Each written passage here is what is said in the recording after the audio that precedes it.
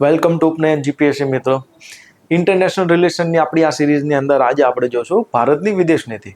તો ભારતે વિદેશ નીતિ જે આજે આપણે જોઈએ છીએ કે ભારત એક સુપર પાવર બની જવા આવ્યું છે, ઠીક છે. ગ્લોબલ વર્લ્ડની અંદર ભારતની એક ઇમ્પોર્ટન્સ વધી છે. તો ઇન્ટરનેશનલ રિલેશનની અંદર આજે ભારતની સ્થિતિ બની છે, એની પાછળ એક લાંબી પ્રક્રિયા થઈ છે. આઈડિયા તો આપણે ધીરે ધીરે સમજશું કે આઝાદી પહેલાથી લઈને આજ દિન સુધી ભારતની વિદેશ નીતિની અંદર એવા તો શું પરિવર્તન આવ્યા કે આજે આપણે સુપર પાવર બનવા તરફ જઈ રહ્યા છીએ અને બધાને સુપર પાવર બનવું બી છે. આઈડિયા તો આજે આપણે જોશું ભારતની વિદેશ નીતિ. તો સૌથી પહેલા આપણે જોશું ભારતની વિદેશ નીતિ અંગ્રેજોના સમયમાં, કે ભાઈ ભારત જ્યારે આઝાદ નહોતો ત્યારે બ્રિટિશ સાથે આપણે કે ટાઈપના સંબંધો હતા. આઈડિયા છે. અને એ આધારે આપણે કેવા વિદેશ નીતિઓ બનતી હતી. તો સ્વાભાવિક વસ્તુ છે કે આઝાદી પૂર્વ આપણી જે પણ વિદેશ નીતિ હશે એમાં સૌથી મહત્વની શું વસ્તુ હશે તો ભાઈ ભારતીય કરતાં બ્રિટિશરોના હિતને સમર્થન વધારે મળતો હશે. તમે જાણો છો કે જ્યારે વર્લ્ડ વોર 1ની શરૂઆત થઈ હતી 1914થી લઈને 1918 સુધી, ત્યારે ભારત પણ એક ભાગીદાર હતું વિશ્વયુદ્ધની અંદર, પણ ભારતીય લોકોને પૂછવામાં આવ્યું નહોતું. આઈડિયા આવે તો ભારતે પણ શું ભાગ લીધો હતો વર્લ્ડ વોર 1ની અંદર. તો તમે નહીં માનો પણ ભારતમાંથી આશરે 10 લાખ જેટલા સૈનિકો ગયા હતા લડવા માટે, યુદ્ધ લડવા માટે. કેટલા સૈનિકો ગયા હતા? 10 લાખ જેટલા સૈનિકો ગયા હતા. એમાંથી 1 લાખ જેટલા સૈનિકો આપણા શહીદ થયા હતા.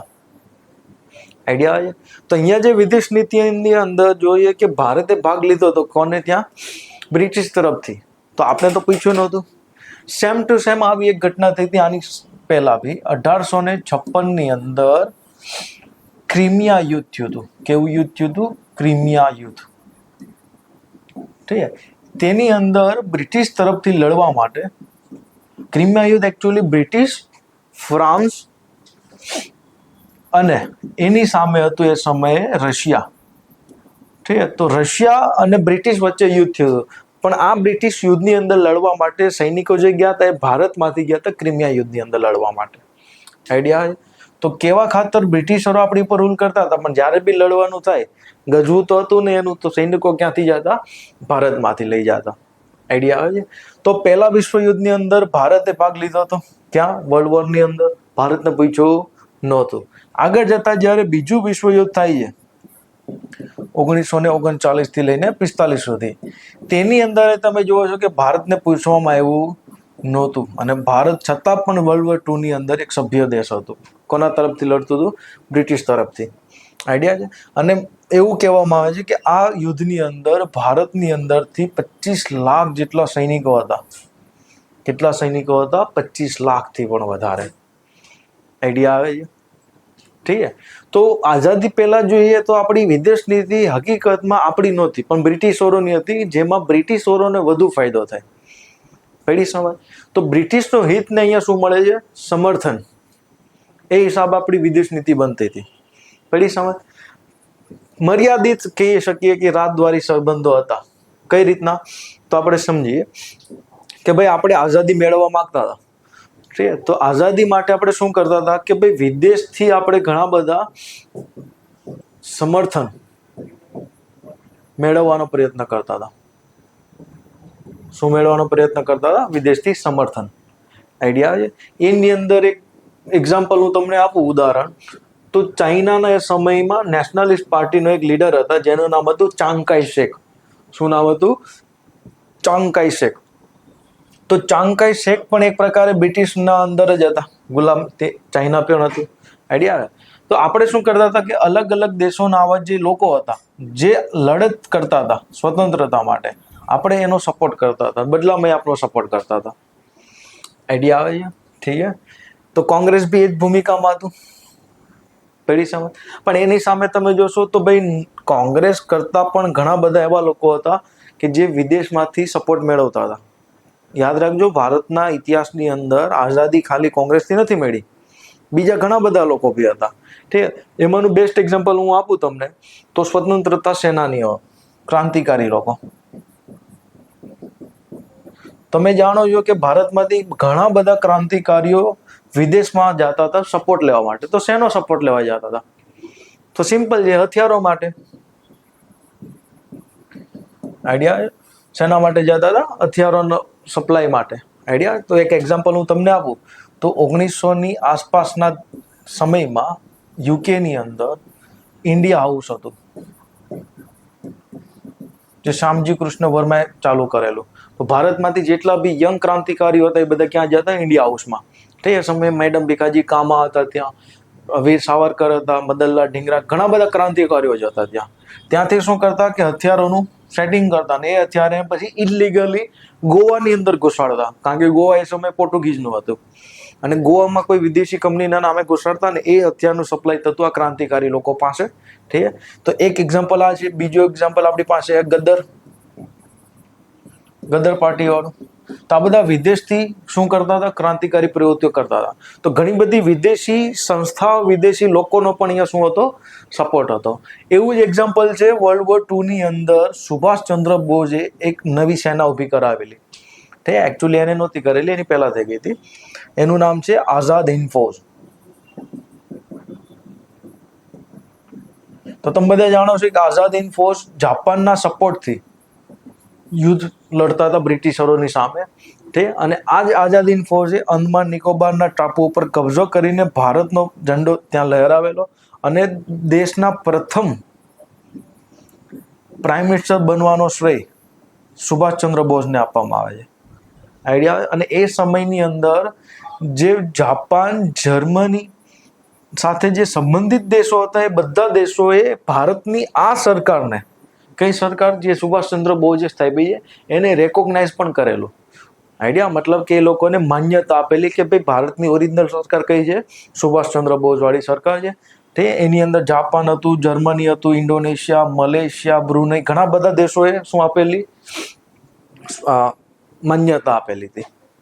આઈડિયા આવે છે? અને આ જે કાર્યકારી જે સરકાર બનેલી એણે પોતાની કરન્સી છાપેલી, પોતાની સેન્ટ્રલ બેંક છાપેલી, પોતાના અલગ અલગ મંત્રીઓ પણ હતા. આઈડિયા? તો પ્રોપર એક સિસ્ટમ ચલાવતા હતા. આઈડિયા આવે છે? તો ખાલી કોંગ્રેસે તે વિદેશમાંથી સપોર્ટ નથી પ્રાપ્ત કરેલો, પણ આ બધા લોકો પણ વિદેશમાંથી સપોર્ટ પ્રાપ્ત કરવાનો પ્રયત્ન કરતા હતા પોતાની લડત માટે. આઈડિયા આવે છે? ચલો, તો અહીંયા જોઈ શકીએ છીએ કે આ જે પ્રોપરલી આ જે આપણે વિદેશ નીતિ બનાવી છે અન્ય દેશોના સપોર્ટથી, તો સ્વાભાવિક વસ્તુ છે કે અહીંયા કોનું હિત પહેલા લેવામાં આવે છે? ભારતનું. આઈડિયા છે? પણ એની પહેલા આપણે જોઈએ તો ભાઈ જે બી ભારત સરકાર તરફથી કંઈ થતું, ઓબ્વિયસલી એ કોના તરફથી થતું? બ્રિટિશ તરફથી થતું. તો બ્રિટિશના હિતોને અહીંયા શું મળતું? સમર્થન મળતું હતું. આઈડિયા આવે છે? હવે ધ્યાનથી સમજીએ આપણે કે ભાઈ World War II પૂરું થયું, બીજું વિશ્વયુદ્ધ પૂરું થયું, એના પછી દુનિયાની સ્થિતિ થોડી કેવી હતી એને પહેલા સમજીએ, જેથી કરીને આપણે આગળની સ્થિતિ સમજવી ઇઝી લાગશે. ચાલો, તો તમે બધા જાણો છો કે દ્વિતીય વિશ્વયુદ્ધ, ઠીક છે, જેની શરૂઆત થઈ 1939 અને ચાલ્યું હતું 1945 સુધી. તો આ સમયે દુનિયાની પરિસ્થિતિ કેવી હતી? તો તમે બધા જાણો છો કે વિશ્વયુદ્ધ દ્વિતીય પૂરું થયા એની પહેલા દુનિયાની અંદર સુપર પાવરની અંદર બ્રિટિશ, ફ્રાન્સ, જર્મની જેવા યુરોપિયન દેશોનો દબદબો હતો. પડે છે સમજ? પણ વિશ્વયુદ્ધ દ્વિતીયની અંદર આ લોકોનો એટલો બધો માર ખાવા પડ્યો, એટલી બધી નુકસાની ગઈ, એટલી બધી જાનહાનિનું નુકસાન થયું, એના લીધે ધીરે ધીરે આ દેશોનો જે શક્તિ પાવર હતો એ ધીમે ધીમે ઘટવા લાગ્યો અને એની જગ્યાએ વિશ્વની અંદર બે નવા સુપર પાવર ઉભરીને આવે છે. એકનું નામ છે United state of America, USA, બીજું છે USSR, મતલબ કે આજનું રશિયા. પડી સમજ? હવે બંનેની વિચારધારા તમે જોશો, ઠીક છે, તો આની મૂડીવાદી વિચારધારા હતી અને આની વિચારધારા હતી સામ્યવાદી. કેવી વિચારધારા હતી? સામ્યવાદી. તો આઝાદી પછી, વિશ્વયુદ્ધ દ્વિતીય પછી બધા દેશો ઈચ્છતા હતા કે અમે USA તરફ જાય અથવા તો રશિયા તરફ જાય. મતલબ દેશો નહોતા ઈચ્છતા, એકચ્યુઅલી USA ઈચ્છતું હતું કે બધા દેશો અમારી તરફ આવે, ઠીક છે, USSR ઈચ્છતું હતું કે ઘણા બધા દેશો અમારી તરફ આવે. તો બધા પોતપોતાનો વિચારધારા ફેલાવવા માંગતા હતા. શું ફેલાવવા માંગતા હતા? વિચારધારા, જેથી કરીને દેશની અંદરથી એ લોકો પોતાના હિત પ્રાપ્ત કરી શકે. સિમ્પલ વસ્તુ છે કે ભાઈ World War II ની પહેલા અડધી દુનિયાની ઉપર કબજો કોનો હતો? બ્રિટિશનો અને ફ્રાન્સનો. એ લોકોએ ઘણી બધી કોલોની બનાવી રાખી હતી, ગુલામ દેશો. પડી સમજ? હવે આ કોલોની બનાવી રાખી હતી એનો સ્વાભાવિક મતલબ છે કે ત્યાં વ્યાપાર માત્ર ને માત્ર બ્રિટિશ લોકો જ કરતા હતા. પેઢી સમજ. પણ આ સમયમાં એવું થાય છે કે ભાઈ દ્વિતીય વિશ્વયુદ્ધની સાથે સાથે અમેરિકાની અંદર ઔદ્યોગિક ક્રાંતિ એક પીક પકડે છે, તો ત્યાં પ્રોડક્શન વધે છે. તો હવે અમેરિકા માટે એક પ્રશ્ન એ હતો કે ભાઈ પ્રોડક્શન તો વધી ગયું, પણ આ સામાન વેચવો ક્યાં? અને સામાન વેચવા માટે દેશ, જેટલા બી દેશો હતા એમના મોટા ભાગના દેશો કોની અંદર આવતા હતા? બ્રિટિશ અથવા તો ફ્રાન્સની અંદર. આઈડિયા છે. તો અમેરિકા શું કરે છે કે ફ્રાન્સ અને બ્રિટિશને મદદ માટે આવે છે કે ભાઈ અમે તમને હથિયારોની મદદ કરશું. શું કરશું? હથિયારોની મદદ કરશું. બદલામાં તમે યુદ્ધ જીતા પછી એ બધા દેશોને કરી દેશો આઝાદ. શું કરી દેશો? આઝાદ. તો આ બંનેની મીટિંગ જે થઈ હતી, કોની કોની? બ્રિટિશ અને યુએસએની, એ છુપાઈને મીટિંગ થઈ હતી. છે એને આપણે કહીએ છીએ એટલાન્ટિક ચાર્ટર. શું કહીએ છીએ? એટલાન્ટિક ચાર્ટર 1941માં થઈ હતી. આઈડિયા આવે? હા એના. તો આઝાદીની જે આપણી લડત છે કે જેને આપણે આઝાદી મળી છે, એની ટ્રીટી ઓલરેડી બ્રિટિશ અને અમેરિકા વચ્ચે થઈ ગઈ હતી કે બ્રિટિશ લોકોને હથિયારોની મદદ કરશે અમેરિકા, પૈસા નાણાં થકી બધી મદદ કરશે અમેરિકા. બદલામાં બ્રિટિશરો શું કરશે કે પોતાની બધી જ કોલોનીઓને શું કરી દેશે? ફ્રી. જો કોલોની ફ્રી થશે મતલબ કે એની ઉપરથી બ્રિટિશનું કંટ્રોલ હટશે, તો ભાઈ ત્યાં વ્યાપાર મતલબ કે માર્કેટ ખુલ્લું થયું. તો માર્કેટ ખુલ્લું થશે તો કોણ ઘૂસશે? યુએસએ. આઈડિયા આવે છે? તો યુએસએ ઈચ્છતું હતું કે ભાઈ બધા દેશો આઝાદ થાય. તો તમે જાણો કે ભાઈ દ્વિતીય વિશ્વયુદ્ધ જેવું પૂરું થશે 45, એના પછી તમે જોશો તો ઘણા બધા દેશો આઝાદ થશે, જેની અંદર 1947માં ભારત આઝાદ થયું, બર્મા આઝાદ થઈ છે. તો 1947 થી લઈને 1950 સુધીમાં ઘણા બધા આફ્રિકાના દેશો, સાઉથ ઈસ્ટ એશિયાના દેશો, સાઉથ અમેરિકાના દેશો, ઠીક છે, એના પછી સાઉથ એશિયાના દેશો, ઘણા બધા દેશો આઝાદ થાય છે. તો બધી બાજુ તો તમારા લોકો દોડતા નહોતા, છતાં એ બધાને આઝાદી મળે છે. આઈડિયા આવે છે? તો આની પાછળ એક જીઓ પોલિટિક્સ હતું આખું. શું હતું? જીઓ પોલિટિક્સ. તો સ્વાભાવિક વસ્તુ છે કે એક બાજુ યુએસએ જેવા દેશ દોડે છે. કોણ દોડે છે? યુએસએ, કે ભાઈ લોકોને આઝાદી મળે. બીજી તરફ યુએસએસઆર છે મતલબ કે રશિયા, કે ભાઈ જે બી દેશો આઝાદ થાય છે ત્યાં અમારી વિચારધારા ફેલાય. આઈડિયા છે? જેથી કરીને જો વિચારધારા ફેલાશે તો લોકો ઓટોમેટિક ક્રાંતિ કરશે અને અમારી સરકાર બનશે, સામ્યવાદી સરકાર બનશે. આઈડિયા છે? તો દુનિયાભરમાં આ ટાઈપનો માહોલ હતો. એમાં આપણો દેશ નવો તાજો આઝાદ થાય છે. તો સ્વાભાવિક વસ્તુ છે કે આપણા દેશની ઉપર પણ આ લોકોની ઇમ્પેક્ટ હશે. એક બાજુ રશિયા આપને સપોર્ટ કરશે સ્ટાર્ટિંગમાં, એક બાજુ અમેરિકા આપને સપોર્ટ કરશે કે ભાઈ અમે તમારા માટે ઊભા છીએ, બદલામાં તમે અમને સપોર્ટ આપો. આઈડિયા છે? તો હવે ભારતની આઝાદી સમયે તમે જાણો છો કે આપણા પ્રાઇમ મિનિસ્ટર કોણ હતા? જવાહરલાલ નહેરુ. તો હવે તમે ધ્યાનથી સમજજો કે આઝાદી સમયે ભારતની વિદેશ નીતિ કેવી હશે. પેલી સમજ. તો અહીંયા વર્લ્ડની અંદર જે સિચ્યુએશન છે એનું બી ઇમ્પેક્ટ ભારતની વિદેશ નીતિ ઉપર સ્વાભાવિક જે પડવાની છે. આઈડિયા? તો સમજે કે ભારતની આ સમયે વિદેશ નીતિ જરા કેવી હતી. ઠીક. તો આપણા પ્રાઇમ મિનિસ્ટરના વિચારધારા થોડીક સમજીએ તો જવાહરલાલ નહેરુની વિચારધારા તમે સમજો તો સમાજવાદ તરફ વધારે ઝૂકેલી છે. કઈ બાજુ ઝૂકેલી છે? સમાજવાદ તરફ. પ્લસ તમે બેઝિક આપણે ઇન્ટરનેશનલ રિલેશનમાં ભણી ગયા કે ભાઈ પોતાના હિતોને પ્રાપ્ત કરવા માટે આપણે બે ટાઈપની નીતિ અપનાવશું. આશાવાદી મતલબ કે આદર્શવાદી, અથવા તો યથાર્થવાદી. ઠીક છે? આશાવાદીને કહેશું ઓપ્ટિમિસ્ટિક. ઠીક છે? કેવું? આશાવાદી. આશાવાદીનો મતલબ તમે સમજો, મેં સમજાવેલું. આદર્શવાદ કોને કહેવાય? કે ભાઈ હું જો પેલા લોકો માટે સારું કરીશ તો ઓટોમેટિક એ લોકો મારા માટે પણ શું કરશે? સારું કરશે. આઈડિયા? તો આવી જે આપણે પોલિસી અપનાવશું એને શું કહેશું? આદર્શવાદી, ઓપ્ટિમિસ્ટિક અથવા તો આશાવાદી. આઈડિયા? તો જવાહરલાલ નહેરુની કંઈ ને કંઈ વિચારધારા આ પ્રત્યે બંધાયેલી હતી. આઈડિયા આવે છે? તો સ્વતંત્રતા સમયે અને વિભાજન સમયે તમે જાણો છો કે વિભાજન જેવું થયું ભારત અને પાકિસ્તાનનું, તો 1948માં પાકિસ્તાનની જે નાપાક હરકતો છે જન્મથી લઈને આજ દિન સુધી ચાલી આવે છે, તો એ લોકોએ શું કર્યું હતું? કાશ્મીરમાં ઘૂસવાનો પ્રયત્ન કર્યો હતો. આઈડિયા? પણ કાશ્મીર જે મેટર છે એને યુનાઇટેડ નેશનમાં લઈ જવાની ભૂલ કોણે કરી હતી? જવાહરલાલ નહેરુએ. ભૂલ શું હતી? કે ભાઈ જવાહરલાલ નહેરુ ઈચ્છતા હતા કે આ ટોપિકને હું આંતરરાષ્ટ્રીય બનાવી દઉં જેથી કરીને ભારત ઉપર લોકોની દ્રષ્ટિ આવે અને લોકો સમજે અમને. આઈડિયા? પણ તમે જાણો છો કે ઇન્ટરનેશનલ રિલેશનની અંદર હંમેશા જીઓ પોલિટિક્સ મહત્વનું હોય છે, કારણ કે ભારત અને પાકિસ્તાનના ભાગલા પડવાવાળા જ કોણ હતા? બ્રિટિશ અને અમેરિકન લોકો. અમેરિકન લોકોનું નામ તમે પહેલી વાર જ સાંભળજો. તો આની પાછળ સૌથી મોટો જે હિત હતો ભાગલા પાડવાનો, એ કોનો હિત હતો? અમેરિકાનો. આઈડિયા આવે છે? તો અમુક મિસ્ટેક થઈ હતી, આઈડિયા આવે? ખુલ્લમ ખુલ્લું આ મિસ્ટેકો આજે આપણી ગવર્મેન્ટ બી સ્વીકારે છે, આઈડિયા આવે? તો ત્યારથી આ જે મુદ્દો છે કાશ્મીર વાળો, POK વાળો, એ ફસાયેલો છે, આઈડિયા આવે? ચલો, તો અહીંયા વિભાજન સમયે શું ભૂલ થઈ હતી? તો કે ભાઈ જે ભારત અને પાકિસ્તાનના ભાગલા થયા, ઠીક છે, તો કાશ્મીરની અંદર જે આક્રમણ થયું હતું પાકિસ્તાનનું, એને આપણે આરામથી હરાવી શકતા હોત, પણ જો આ ટોપિકને આપણે UN ના લઈ ગયા હોત તો. આઈડિયા? અને જેવો ટોપિક આ UN ગયો એના લીધે ત્યાં સીઝ ફાયર થઈ જાય છે. સીઝ ફાયરનો મતલબ છે કે ભાઈ તમે જ્યાં બી જો ત્યાં રહો. તો ભાઈ જે પાકિસ્તાનીઓ ઘૂસી ગયા હતા અમુક એરિયામાં, એ એરિયા કોની પાસે હોઈ ગયો? પાકિસ્તાન પાસે. અને ત્યાં આગળ જતા 1791ની લડાઈ પછી POK બને છે, મતલબ પાકિસ્તાન હુકુમત કાશ્મીર, LOC બનાવવામાં આવે છે. ફરી સમજ? ચલો, આઈડિયા છે? તો આપણી સ્ટાર્ટિંગની અંદર વિદેશ નીતિની જો વાત કરીએ તો આપણે વિદેશ નીતિ કેવી હતી? આશાવાદી. મતલબ કે આપણે સારું કરશું તો સામેવાળા સારું કરશે, પણ આ દુનિયા બહુ હરામી હોય છે, એવું કંઈ થતું નથી. પડી સમજ?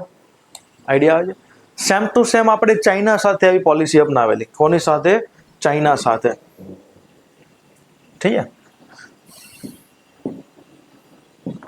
ચલો, અહીંયા હું એક વાત તમને સ્પષ્ટ કહી દઉં છું કે મારો કોઈ પણ રાજનૈતિક પાર્ટીઓ સાથે સંબંધ નથી, પણ જે બી હું અહીંયા ફેક્ટ આપું છું અલગ અલગ બુકોમાં લખાયેલો ફેક્ટ છે. હું એ સમયમાં જીવતો નહોતો, તો મને ખબર હોય. તો અલગ અલગ બુકની અંદર આ બધા ફેક્ટ લખાયેલા છે, ઠીક છે, અને એના આધારે હું તમને આખી ચર્ચા કરું છું. આઈડિયા? હું હવામાંથી વાત નથી લાવતો. તો ધ્યાનથી સમજો. ઘટના છે 1950ની. યાદ રાખજો, 1950 પહેલા ક્યારેય પણ ભારત અને ચાઇનાની બોર્ડર ટચ થતી નહોતી. તો તમે કહેશો લે એ કઈ રીતના? તો સિમ્પલ છે કે ભારતને જો તમે મેપ જોશો ને આ રીતના, તો એ સમયે અહીંયા એક સ્વતંત્ર દેશ હતો જેનું નામ હતું તિબેટ. શું નામ હતું? તિબેટ. આઈડિયા આવે? અને ચાઇનાની અંદર એવું થાય છે કે ચાઇના જ્યારે પોતાને ત્યાં કમ્યુનિસ્ટ ગવર્મેન્ટની સ્થાપના કરે છે. હકીકત તમે થોડીક સમજો ચાઇનાની હિસ્ટ્રી. તો ચાઇનાની અંદર ચાંગ કાઈ શેકની પાર્ટી હતી, નેશનલિસ્ટ પાર્ટી. તે એકચ્યુઅલી આ પાર્ટીનું ઓરિજિનલ નામ હતું કુઓમિતાંગ પાર્ટી. આઈડિયા છે? અને એની સામે માઓ ત્સે-તુંગ, જે કમ્યુનિસ્ટ પાર્ટી ચલાવતા હતા, કમ્યુનિસ્ટ પાર્ટી ઓફ ચાઇના. તો બંનેની વચ્ચે 1947-48 થી લઈને 1950 સુધી, 1946 થી 1948 સુધી એક સિવિલ વોર ચાલે છે કે ભાઈ ચાઇનાની અંદર કોનું શાસન હશે. તો ચાંગ કાઈ શેક અને માઓ ત્સે-તુંગની વચ્ચે લડાઈ ચાલે છે, જેમાં ચાંગ કાઈ શેકની પાર્ટી હારી જાય છે, નેશનલિસ્ટ પાર્ટી. તો છેલ્લે એ લોકો ભાગીને તાઇવાન ચાલ્યા જાય છે. ક્યાં ચાલ્યા જાય છે? તાઇવાન. અને મેનલેન્ડ ચાઇના ઉપર કબજો થઈ જાય છે માઓ ત્સે-તુંગની પાર્ટી, કમ્યુનિસ્ટ પાર્ટીનો. આઈડિયા આવે છે? તો આજથી જે તમે લડાઈ જોવો છો આજના સમયમાં તાઇવાન અને ચાઇનાની, એ લડાઈની પાછળ આખી હિસ્ટ્રી આ છે કે બંનેની વચ્ચે સિવિલ વોર થયું, જેમાં ચાંગ કાઈ શેકની પાર્ટી હારી ગઈ, લોકો ભાગીને ક્યાં આવી ગયા? તાઇવાનમાં. તો ત્યારથી આ લોકો એમ કહે છે કે ઓરિજિનલ ચાઇના તાઇવાન છે, આ લોકો એમ કહે છે કે નહીં, ઓરિજિનલ ચાઇના અમારું છે. હવે જે વધારે પાવરફુલ એનું વધારે ચાલે. તમે જાણો છો કોનું ચાલે છે. પડી સમજ? તો વસ્તુ એ છે કે એ સમયની અંદર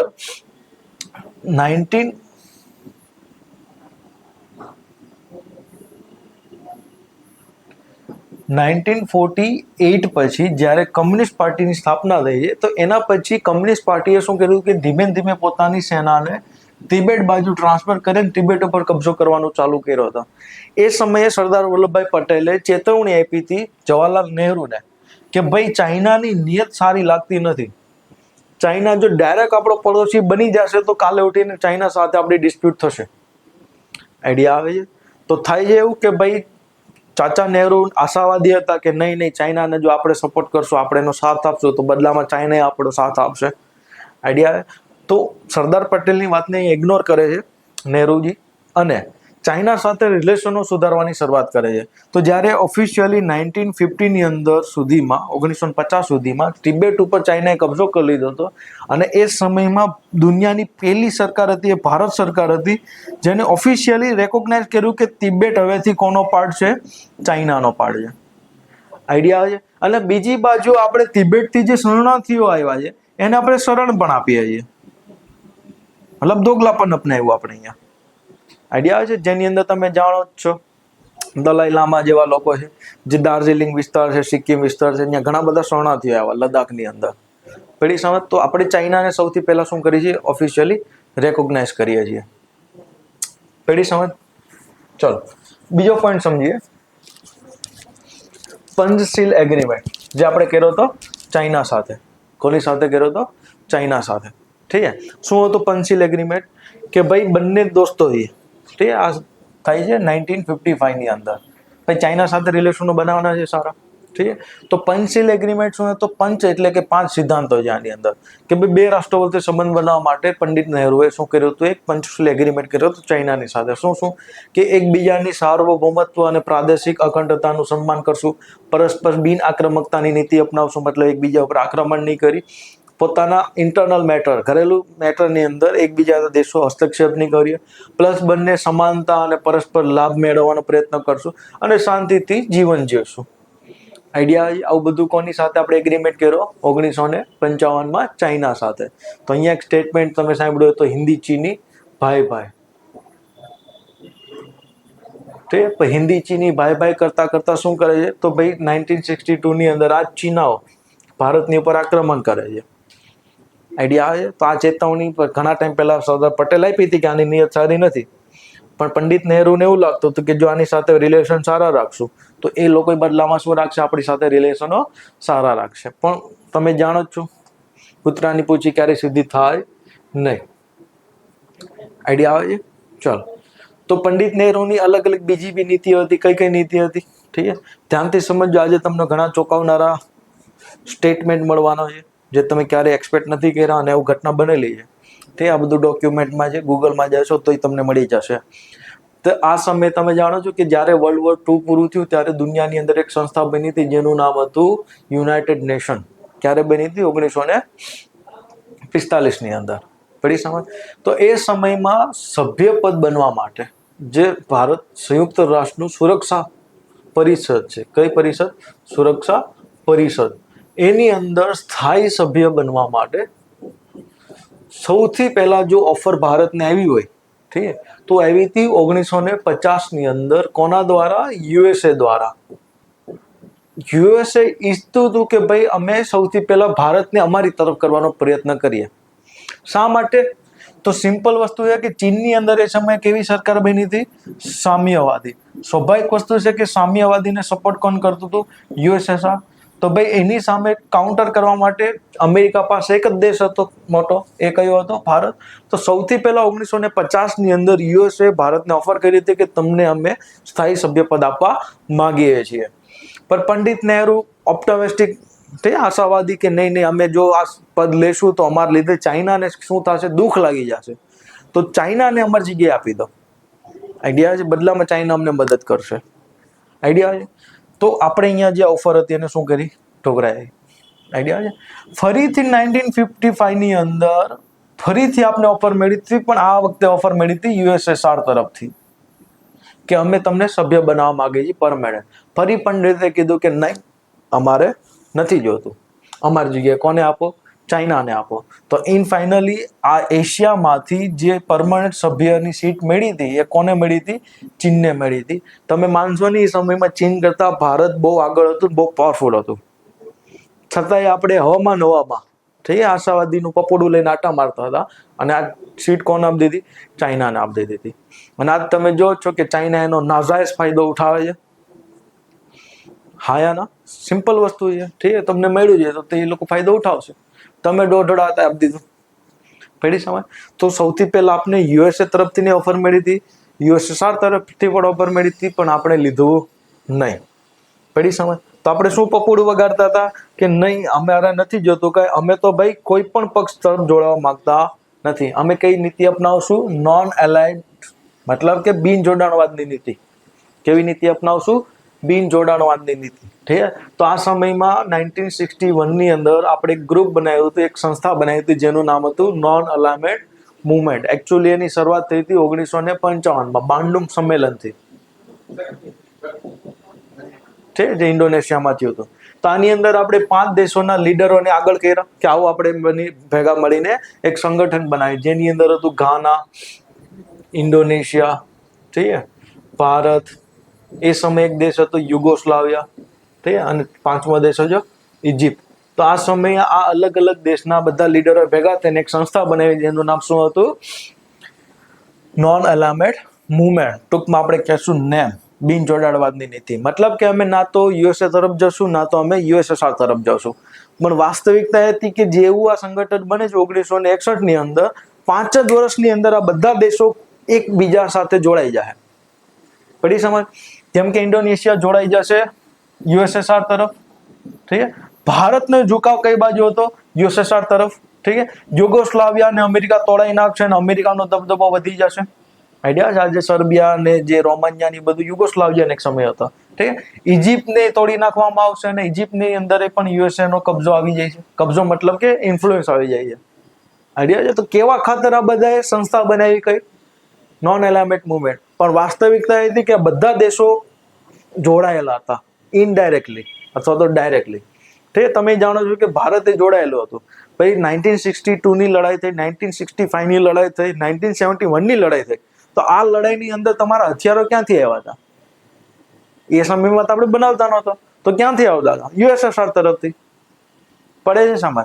તો સંગઠન તો બનાવી લીધું હવામાં, તે મજા આવતી હતી. તે એકચ્યુઅલીમાં એનો કોઈ ફાયદો બેનિફિટ ના થયો. ભારતને બેનિફિટ એ થશે કે આ સંસ્થાની અંદર જેટલા બી દેશો જોડાયેલા છે એનો ડાયરેક્ટલી અથવા તો ઇનડાયરેક્ટલી આપણને સપોર્ટ મળી શકે છે યુનાઇટેડ નેશનની અંદર અથવા તો અધર જગ્યા ઉપર. પડી સમજ? આજની તારીખમાં કોઈ મુવમેન્ટનું આ કોઈ મહત્વ રહ્યું નથી. પડે છે સમજ? કારણ કે આજની સમયની સ્થિતિ કઈ અલગ છે અને આજથી 50-75 વર્ષ પહેલાની સ્થિતિ કઈ અલગ હતી. પડી સમજ? આજે તમે જો તો સુપર પાવરની અંદર એક ચાઇના બી આવીને ઉભું રહી ગયું છે, એક બાજુ ભારત પણ એક સ્ટ્રોંગ પાવર બનીને આવ્યું છે. તો આજે એ સ્થિતિ નથી, તો આજે આનું એટલું કઈ મહત્વ નથી. પડી સમજ?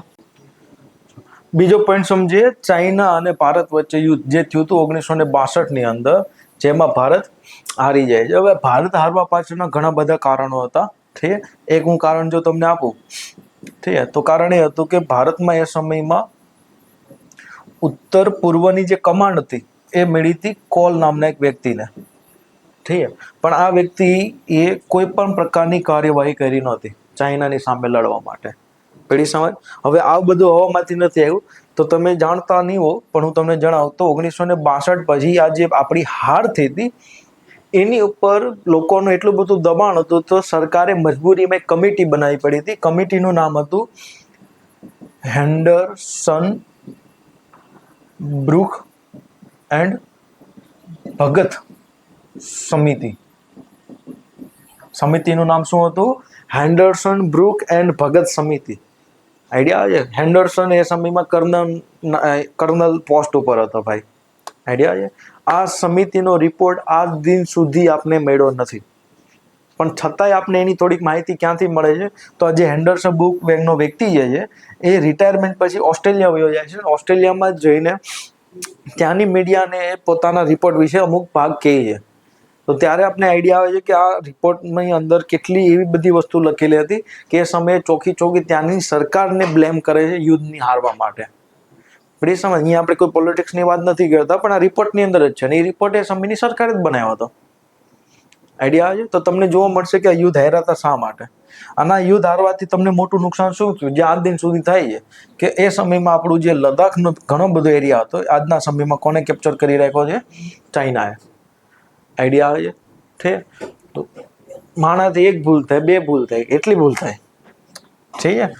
ચલો, તો આ સમયે મેં તમને પહેલા જ કીધું કે ધીરે ધીરે શું થશે કે સોવિયત યુનિયન સાથે આપણા રિલેશનો બનવાના ચાલુ થશે. ઓબ્વિયસલી ચાલુ થશે કારણ કે ચાઇના અહીંયા જેટલું બધું ઠેકડા મારે છે તો એને કાઉન્ટર કરવા માટે ઉપર જે રશિયા છે, સ્વાભાવિક વસ્તુ છે કે આપણે એની મદદ લેશું.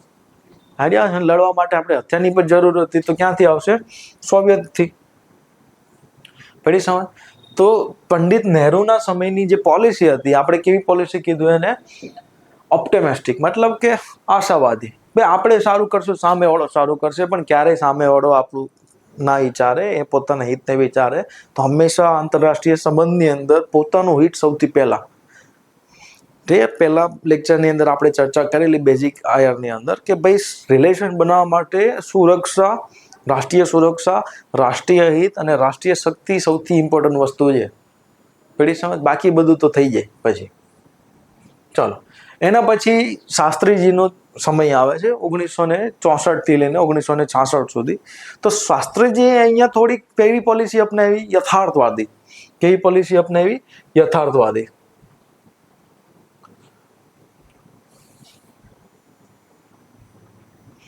કઈ રીતના યથાર્થવાદી? તો ધ્યાનથી સમજો.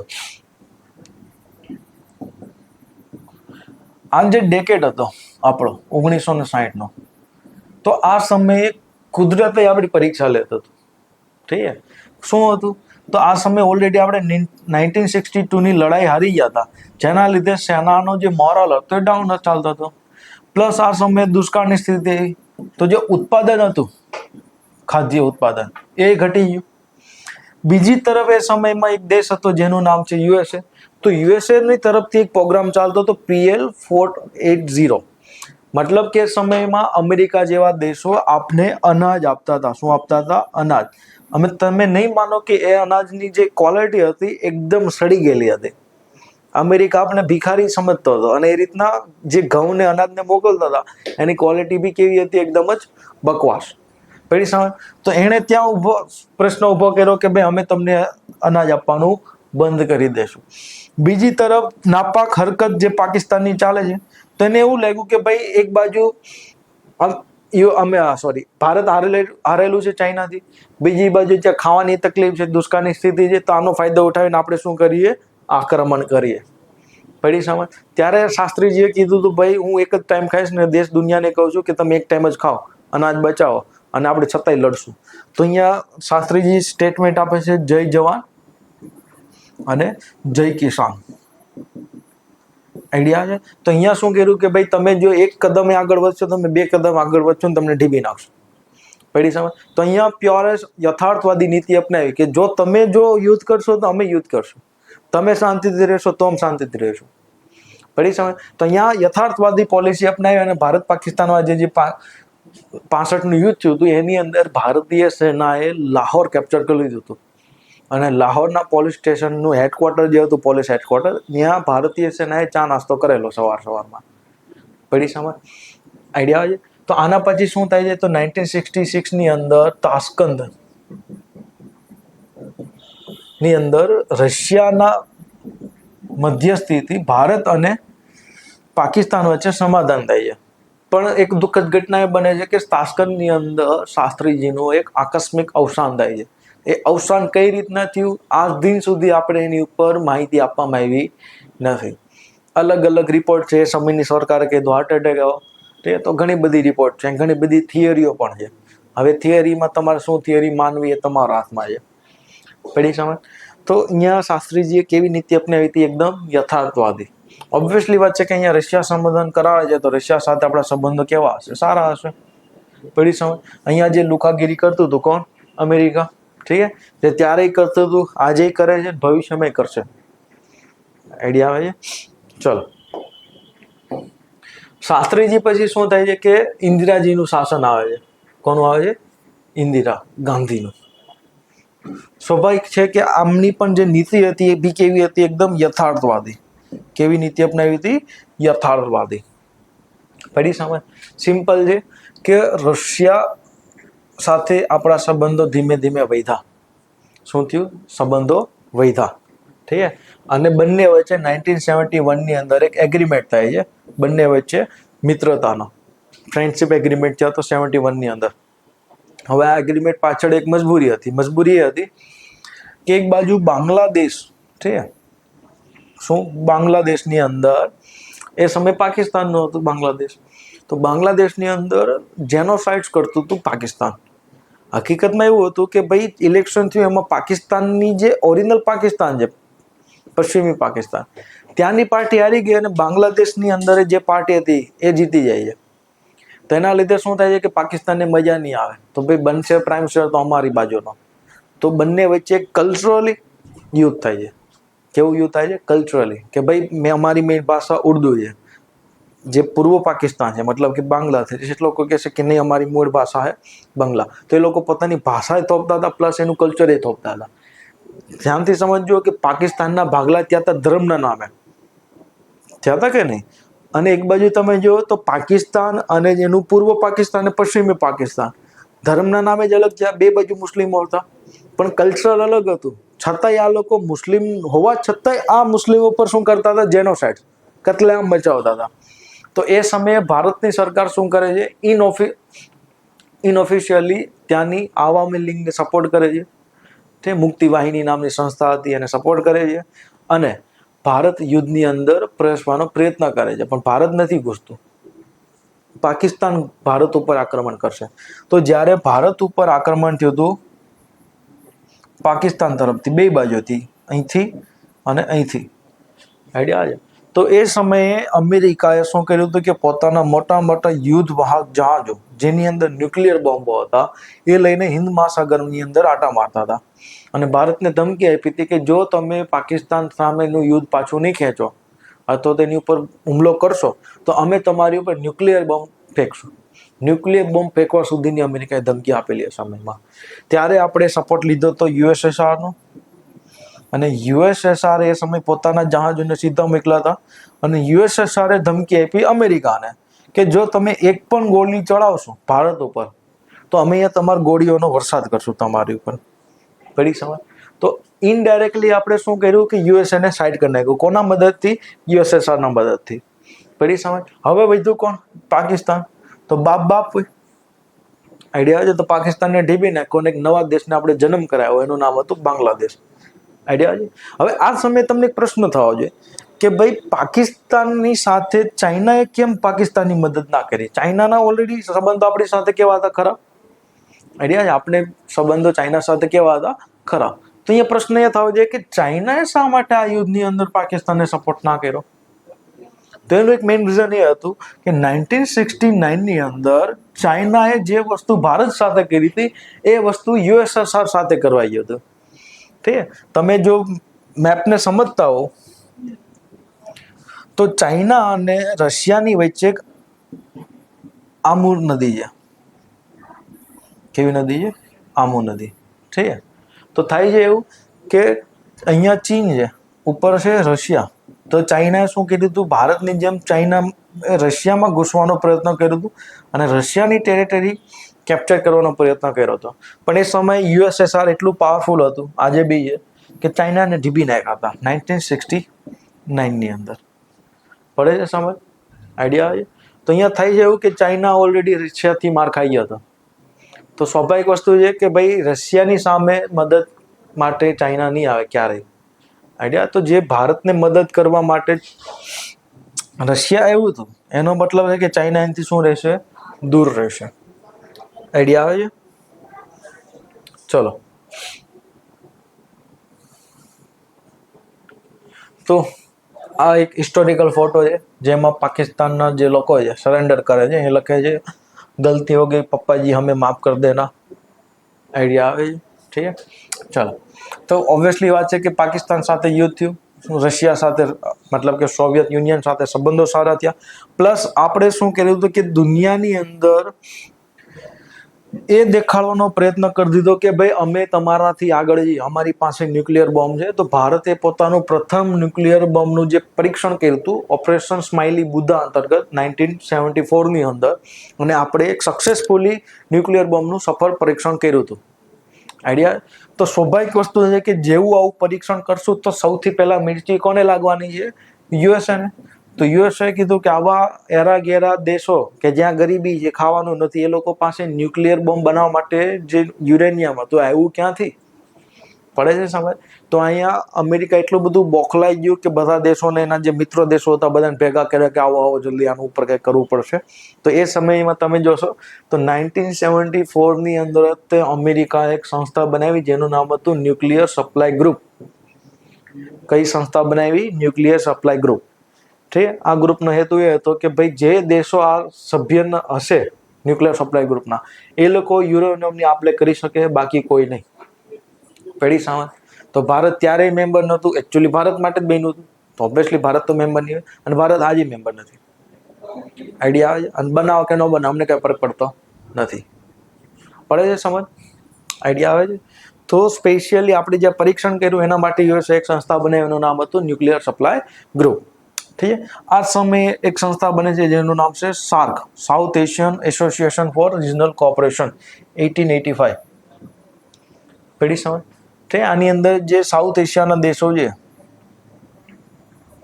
અફઘાનિસ્તાન, પાકિસ્તાન, ઇન્ડિયા, માલદીવ, શ્રીલંકા, ઠીક, નેપાળ, ભૂતાન, બાંગ્લાદેશ, ઠીક, આ બધા દેશોએ સંસ્થા બનાવી હતી જેનું નામ હતું સાર્ક. પણ તમે જાણો છો પાકિસ્તાનની જે નાપાક હરકતોના લીધે સાર્કની મિટિંગ 2016 પછી થઈ નથી વ્યવસ્થિત. પેઢી સમજ? તો સાર્ક અત્યારે એકદમ ટાઢું થઈ ગયું છે, સકેલાઈ ગયું, સાદી ભાષામાં કહીએ તો. ઠીક. તો આ બન્યું હતું ક્યારે? 1885 ની અંદર. ચલો, હવે સમય આવે છે 90 નો સમય. ઠીક. 1990 નો દશકો ભારતના ઇતિહાસનો સૌથી ખરાબ અને સૌથી સારો દશકો હતો. ખરાબ એટલા માટે કે આ સમયે એટલી બધી ગઠબંધનની સરકાર બનતી હતી કે આવ જાવ કરતી રહેતી હતી, તો એ ડિસિઝન લેવાતા નહોતા સ્ટ્રોંગ. અને આ સમયે તમે જોશો કે કાશ્મીર અને પંજાબની અંદર ઇન્સર્જન્સી, મતલબ કે ઉગ્રવાદ, અલગાવવાદ ધીમે ધીમે વધતો જાય છે અને તમારી સરકાર કંઈ કરી નહોતી શકતી. તે આ એ જ સમય છે, ખાલિસ્તાની મુવમેન્ટ પીક ઉપર હતું. આ એ જ સમય છે જ્યારે કાશ્મીરની અંદર પંડિતોને ભગાડવામાં આવ્યા હતા અને તમારી ગવર્મેન્ટ હાથ ઉપર હાથ રાખીને બેઠી હતી, કારણ કે ગવર્મેન્ટ સ્ટ્રોંગ હતી જ નહીં.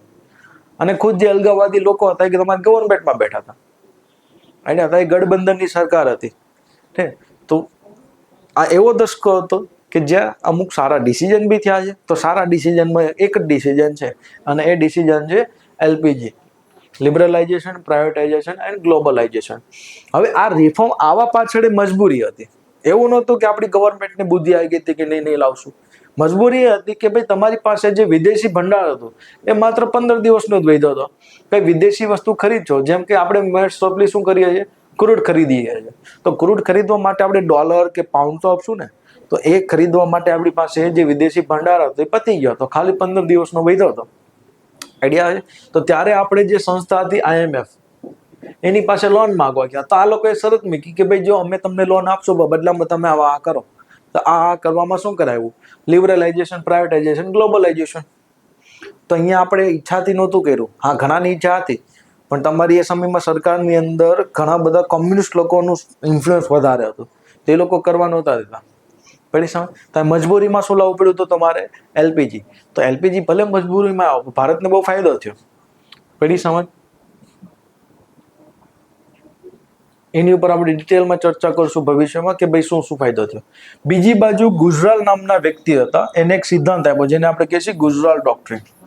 ઠીક. આ ભાઈ છે, સિમ્પલ વસ્તુ છે. ગુજરાલ ડોક્ટ્રિન એટલે શું? તો ભાઈ એવું કહેવા માંગે છે કે ભાઈ સૌથી પહેલા પડોશ, બાકી બધા પછી. ભાઈ પડોશી સાથે રિલેશન બનાવો. ઘરે આગ લાગી હોય તો પડોશી પહેલા, સગો પછી આવે. આઈડિયા આવે છે? અથવા તો પડોશીને પહેલા આપણે મદદ કરી શકીએ. તો સૌથી પહેલા ભાઈ આપણા જે પડોશી એની સાથે સંબંધો શું કરો? સારા કરો. આઈડિયાથી અલગ અલગ 5 સિદ્ધાંતો આપે છે, સેમ ટુ સેમ. જે પંચશીલ હતા એ ટાઈપના સિદ્ધાંતો છે. સિમ્પલ ભાષામાં કહે તો ભાઈ પડોશી સાથે સંબંધો કેવા કરો? સારા કરો. આઈડિયા છે? તાને કહેશું આપણે ગુજરાલ ડોક્ટ્રિન. પેઢી સમજ? બીજી બાજુ એ સમયમાં પોલિસી આવે છે જેને આપણે કહેશું લુક ઈસ્ટ પોલિસી.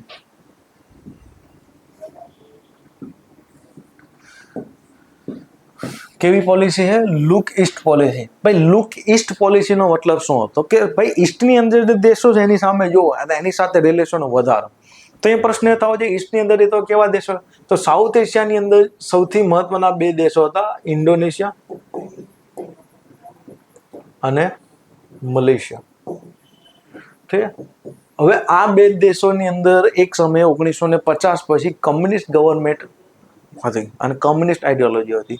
તો યુએસએ એટલું બધું ઇન્ફ્લુઅન્સ લાવી પૈસા ઠાલવીને આ દેશોને ધીરે ધીરે કેપિટલાઇઝ કરી દીધા, મૂડીવાદી બનાવી દીધા. આઈડિયા છે. અને એ સમયે 1980ના પછીના દશકાની અંદર આ દેશોએ ઇકોનોમિકલી એટલો બધો ગ્રોથ માર્યો કે આને આપણે એશિયન ટાઈગર કહેતા. શું કહેતા? Asian tiger. પડે છે સમજ? તો આનો એટલો બધો ગ્રોથ જઈને આપને શું થાય છે કે નહીં આપણે એની જેમ અપનાવવું છે, આપણે એની જેમ નીતિઓ બનાવી છે. તો અહીંયા એ લોકો સાથે રિલેશન બનાવવા માટે શું આવે છે? Look East policy. ભાઈ એ લોકોની સામે જુઓ. પડી સમજ? તો એની સાથે એક બીજો બી દેશ હતો, ઠીક છે, એનું નામ હતું જાપાન. પણ જાપાનનો સિનેરિયો થોડોક અલગ છે. પડી સમજ? તો મેઇન ફોકસ અહીંયા મલેશિયા અને ઇન્ડોનેશિયા સાથે હતો. પડી સમજ? બીજી બાજુ આપણે WTO ના મેમ્બર બન્યા, જે 1995 ની અંદર બને છે. ઠીક છે. હવે આ WTO બનવા પાછળ એક મોટું જીઓ પોલિટિક્સ હતું. ઠીક છે. તમારી ઉપર ડાયરેક્ટ તો તમને અમે ગુલામ બનાવીને ઇકોનોમી ખેંચી ના શકીએ, પૈસા તમને લૂંટી ના શકીએ. તો ઇનડાયરેક્ટલી લૂંટ મચાવવા માટે અમેરિકા જેવા દેશોએ એક સંસ્થા બનાવી જેનું નામ હતું WTO. મતલબ કે ભાઈ અમેરિકા પોતાનો સામાન વેચવા માટે લોકોને પ્રેશર કરશે, ભાઈ તમારી એક્સપોર્ટ ને ઇમ્પોર્ટની પોલિસી એને ઓપન કરો. આઈડિયા આવે? તો પોતાનો સામાનને વેચવા માટે WTO બનાવશે. પણ તમારે જો વેચવો હોય તો એ લોકો કહેશે નહીં, તમારા સામાનની અંદર હાઇજિનિકનો ઇસ્યુ આવે છે, બેક્ટેરિયા છે, કીટાણુ છે, તો તમારા સામાનને નહીં ઘૂસવા દે. પણ પોતાનો સામાન આરામથી વેચશે WTO ના નામ ઉપર. પડે છે સમજ? અને એનો ઘણો બધા ઇસ્યુ ચાલે છે. તમે હાલતા ન્યૂઝમાં જોતા હશો કે ભારતના ઘણા બધા કેસો ચાલે છે WTO ની અંદર. સૌથી મોટો કેસ તો અમેરિકા સાથે જ ચાલે છે. પડી સમજ? એ જ સમયે આપણે દુનિયાને એ બી દેખાડ્યું, કારણ કે એ સમયે ચાઇનાએ પણ ન્યુક્લિયર બોમ્બના ધડાકા કરી રહ્યા હતા. તો આપણે ફરીથી પરમાણુ બોમ્બનું શું કરીએ છીએ? અહીંયા પરીક્ષણ કરીએ છીએ. ઠીક છે. સ્વાભાવિક વસ્તુ છે કે જેવું આપણે પરીક્ષણ કરશું, ઠીક છે, આ સમય કોની ગવર્મેન્ટ હતી? વાજપેયીજીની, એનડીએ ગવર્મેન્ટ હતી. તો દુનિયાભરને ફરીથી લાલ લાલ ચટણી લાગશે. ઠીક છે. સૌથી વધુ ચટણી લાગી ઓબ્વિયસલી યુએસએ. તો યુએસએ ભારત ઉપર એ સમયમાં આર્થિક પ્રતિબંધો લગાવી દીધા હતા. શું લગાવી દીધા હતા? આર્થિક પ્રતિબંધો. જાપાન તો સૌથી પહેલા આગળ હતું, કારણ કે જાપાને બિચારાએ મારે ખાધો હતો ન્યુક્લિયર બોમ્બથી. તો જાપાને આપણી ઉપર શું કર્યા હતા? આર્થિક પ્રતિબંધો લગાવી દીધા હતા. તો દુનિયાના ઘણા બધા દેશોએ અમેરિકાના દબાણમાં આવીને શું કરેલા? પોતાના દ્વારા ભારત ઉપર આર્થિક પ્રતિબંધો લગાવ્યા હતા. ખાલી એક જ દેશ એવો હતો કે જેણે ભારત ઉપર ક્યારેય ટીકા નહોતી કરીને ક્યારે પ્રતિબંધ નહોતો લગાવ્યો. એનું નામ હતું ફ્રાન્સ.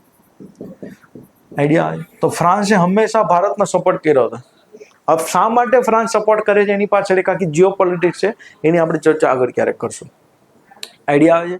તો જેવું આપણે પરીક્ષણ કર્યું છે, તો સ્વાભાવિક વસ્તુ છે કે ભાઈ અમેરિકાની મજા નહીં આવે. તો અમેરિકા અહીંયા એક દેશનો સપોર્ટ કરશે. ઠીક છે.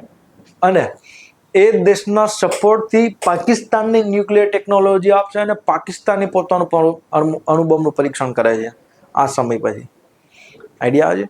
તો એ દેશનું નામ હતું નોર્થ કોરિયા. નોર્થ કોરિયા પાસેથી સપ્લાય જશે ક્યાં? બધી સામાનની અમેરિકાથી north Korea, north કોરિયાથી Pakistan.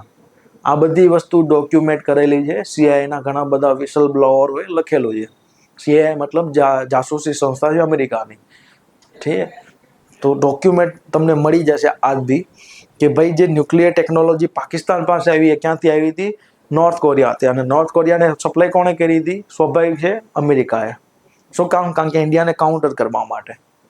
Idea આવે છે? ચલો. પ્લસ જેવું તમે પરીક્ષણ કર્યું, તમારા પાકિસ્તાનની ગવર્મેન્ટ સાથે જ રિલેશન સારા હતા, પણ એકચ્યુઅલી તમે જાણો છો કે પાકિસ્તાનની અંદર પાવર કોના હાથમાં છે? આર્મીના હાથમાં છે. તો એ સમયમાં એની આર્મીએ તખ્તા પલટ કરી લીધું. પરવેઝ મુશર્રફ નામનો એનો રાષ્ટ્રપતિ બને છે. ઠીક છે. અને એ શું કરે છે કે કારગિલ ઉપર કરે છે આક્રમણ, કબજો. ઠીક છે. તો એ સમયે આપણે અમેરિકાને કીધું હતું અમને થોડાક ડેટા આપો, ઠીક છે, જીઓ સેટેલાઇટના, કે ભાઈ એ લોકો ક્યાં બેઠા છે અમને ખબર પડે. અમેરિકા નહોતા એમાં. આઈડિયા? ત્યારે આપણે ભાન આવી હતી કે નહીં, આ બધી વસ્તુ આપણે ખુદ જાતે ઊભી કરવી પડશે. યુદ્ધ સમયે કોઈ આપણે મદદ ના કરે. અને આજની તારીખમાં જુઓ કે આપણે આ વસ્તુમાં આગળ જઈએ, આપણે હવે કોઈની ગરજ નથી. પડી સમજ? તો કારગિલનો યુદ્ધ થાય છે. એક બાજુ આપણે સંબંધો બનાવતા હતા પાકિસ્તાન સાથે, પણ તમે જાણો છો પાકિસ્તાન પોતાની નાપાક હરકતો ક્યારેય નહીં છોડે. અને આ નાપાક હરકતો કરવા પાછળ એનો એક નાજાયઝ બાપ છે જેનું નામ છે યુએસએ. એકચ્યુઅલી ઓરિજિનલ બાપ તો આપણે જ. પડી સમજ? આઈડિયા? તો અહીંયા શું થાય છે કે ભાઈ 19ના ડેકેડ પછી તમે જોશો તો યુએસએ સાથે રિલેશનો ખરાબ થાય છે. પણ સમજજો ધ્યાનથી કે જેમ જેમ ઇન્ફોર્મેશન ટેકનોલોજી આ સમયની અંદર ગ્રોથ કરતી ગઈ 19ના ડેકેડની અંદર, અને એની અંદર ભારતે એક પીક પકડી લીધું. શું પકડી લીધી? એક પીક પકડી લીધી. પ્લસ ભારતની ઇકોનોમી ઓપન થયા પછી એને પણ પીક પકડી ધીરે ધીરે આઈડિયા. તો માર્કેટ ખુલ્યું તો સ્વાભાવિક વસ્તુ છે કે એટલી 100 કરોડની વસ્તી હતી એ સમયમાં, તો આ 100 કરોડની વસ્તી એક બહુ મોટું માર્કેટ હતું. કોના માટે? અમેરિકા માટે.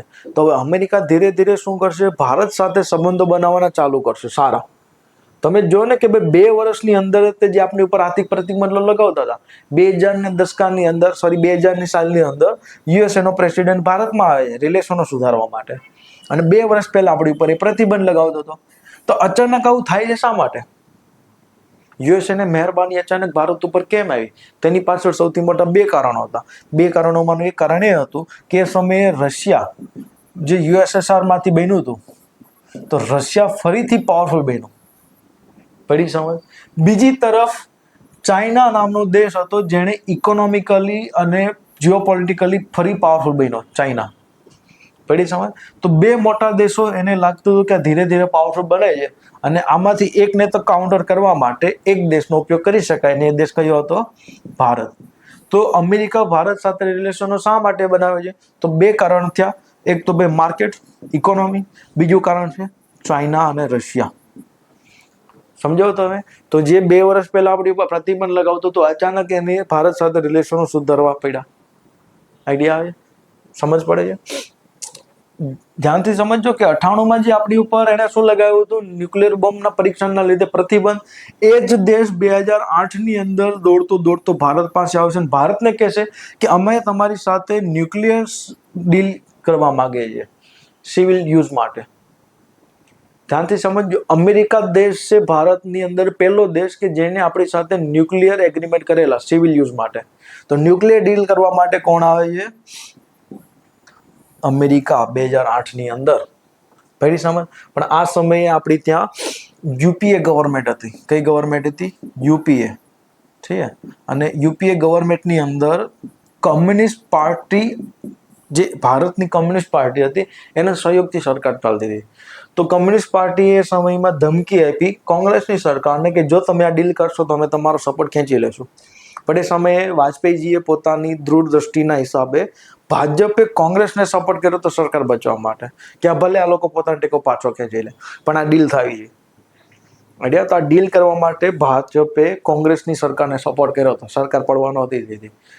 ડોક્યુમેન્ટરી છે, જોઈ લેજો ઇતિહાસ ખોલીને. પડે છે સમજ? ઠીક છે? ચલો, તો અહીંયા ધીરે ધીરે તમને આઈડિયા આવ્યો છે કે ભારતની નીતિ, ઠીક છે, ધીરે ધીરે એગ્રેસિવ થતી જાય છે.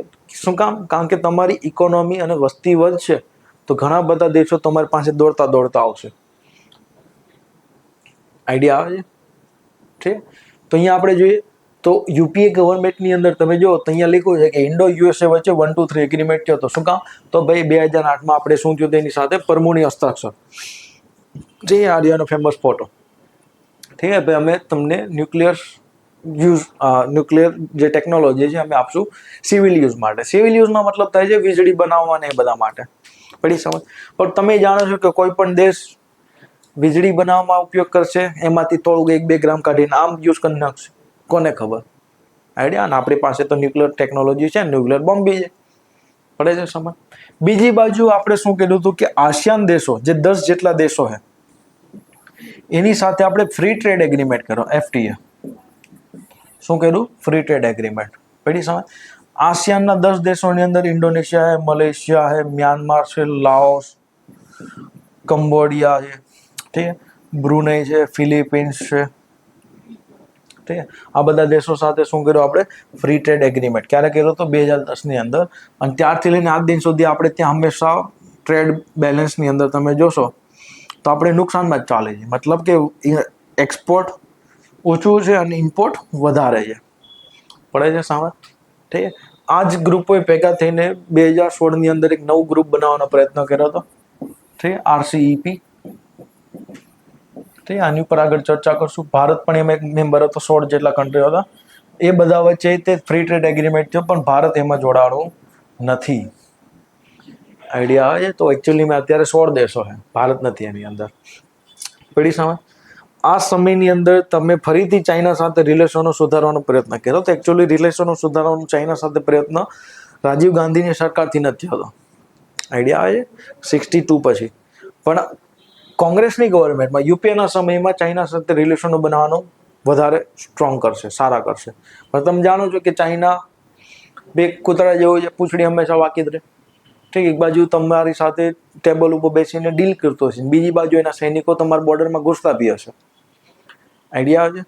ચાલો, હવે શું થાય છે કે 2014 પછી ગવર્મેન્ટ બદલાય છે. સ્વાભાવિક વસ્તુ છે કે ભાઈ ગવર્મેન્ટની વિચારધારા પ્રમાણે વિદેશ નીતિઓ બનતી હોય છે. તો ભાઈ 2014 પછીથી લઈને ટીલ આજ દિન સુધી તમારી વિદેશ નીતિની અંદર બહુ બધો ચેન્જીસ આવે છે. શું આવે છે? બહુ બધો ચેન્જીસ. હવે ચેન્જીસ કઈ રીતના આવે છે એને હું તમને ખાલી G20ની જે સબમિટ થઈ હતી એના આધારે હું તમને બતાવવાનો પ્રયત્ન કરીશ કે G20ના સબમિટની અંદર જે આપણે હાલમાં યોજી હતી ભારતની અંદર, અને એ તમારું વિદેશ નીતિની છેલ્લી 10 વર્ષની વિદેશ નીતિનું એક પ્રકારે રિઝલ્ટ હતું. ઠીક, તો આપણે જે આગળની વિદેશ નીતિ છે 2014 પછીથી આજ દિન સુધી અને ભવિષ્યની, એની ઉપર ચર્ચા કરશું આપણે નેક્સ્ટ લેક્ચરની અંદર. તો આશા કરું છું કે આજની લેક્ચરની અંદર તમને ઘણું બધું જાણવા મળ્યું હશે. ઠીક, અને જે મેં ફેક્ટ આપ્યા છે એને તમે ગૂગલ ઉપર જઈને ડોક્યુમેન્ટરીની અંદર ઘણા બધા ડોક્યુમેન્ટ છે, આર્કાઇવ્સ છે, એની અંદર જઈને ચેક કરો. આઈડિયા આવે?